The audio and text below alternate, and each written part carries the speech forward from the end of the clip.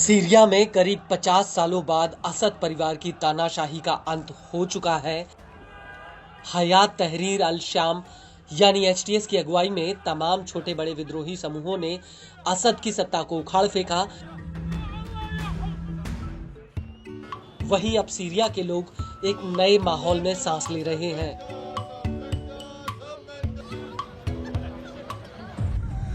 हालांकि दमिश्क पर जब विद्रोहियों ने कब्जा किया था, उस वक्त पूरे सीरिया में भगदड़ जैसे हालात थे।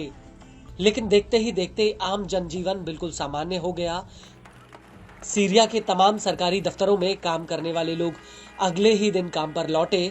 यहां तक कि सड़कों पर भी लोगों की आवाजाही सामान्य रही। लेकिन इस सबके बीच बड़ा सवाल ये है कि आखिर सीरिया की सत्ता संभालेगा कौन। तो आपको बता दें कि एचटीएस के मुखिया अबू मोहम्मद जुलानी ने मोहम्मद अल बशीर को सीरिया का कार्यवाहक राष्ट्रपति बना दिया है। बशीर ने अपने एक संबोधन में ऐलान किया कि वो 1 मार्च 2025 तक सीरिया की बागडोर संभालेंगे, जब तक कि सीरिया में चुनाव होकर नई सरकार ना बन जाए। اليوم تم عقد جلسة مجلس الوزراء ضمت فريق العامل في حكومة الإنقاذ السورية اللي كانت عاملة في منطقة إدلب وما حولها، بالإضافة إلى الحكومة السورية للنظام المخلوع.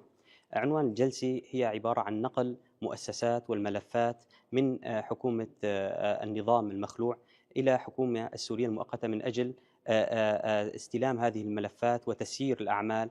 يعني راح تكون حكومة سورية لتسيير الأعمال خلال فترة انتقالية إن شاء الله ممكن تنتهي في 1/3 بإذن الله. هذا تكليف كان من قبل القيادة العامة، تم تكليفنا بتسيير الأعمال للحكومة السورية حتى 1/3।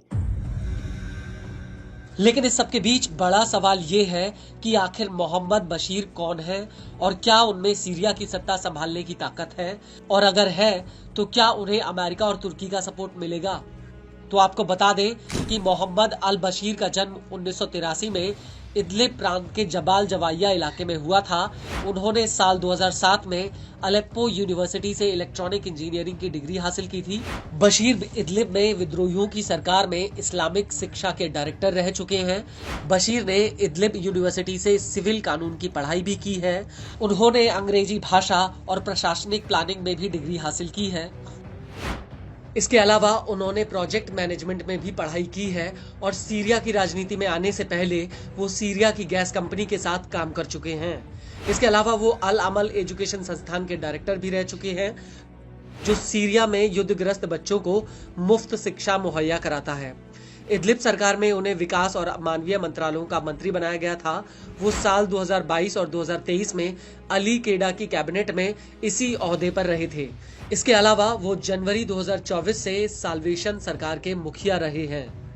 आपको बता दें कि इदलिब में साल्वेशन सरकार साल 2017 से काबिज है, जिसके खुद के मंत्री, विभाग, न्यायपालिका और सुरक्षा अथॉरिटी है, जिसका काम इदलिब और आसपास के इलाकों में सरकार चलाना था।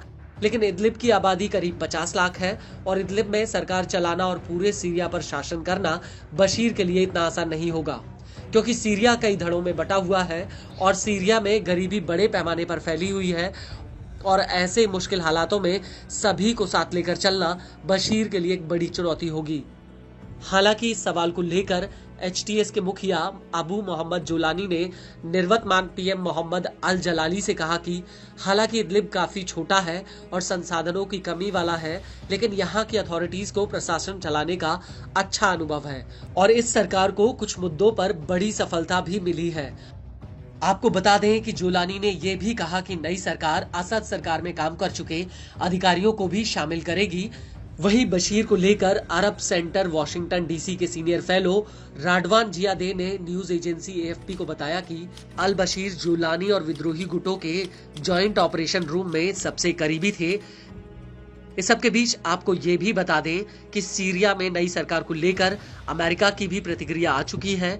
अमेरिका का कहना है कि वो सीरिया की नई सरकार को पूरी तरह से सपोर्ट करेगा।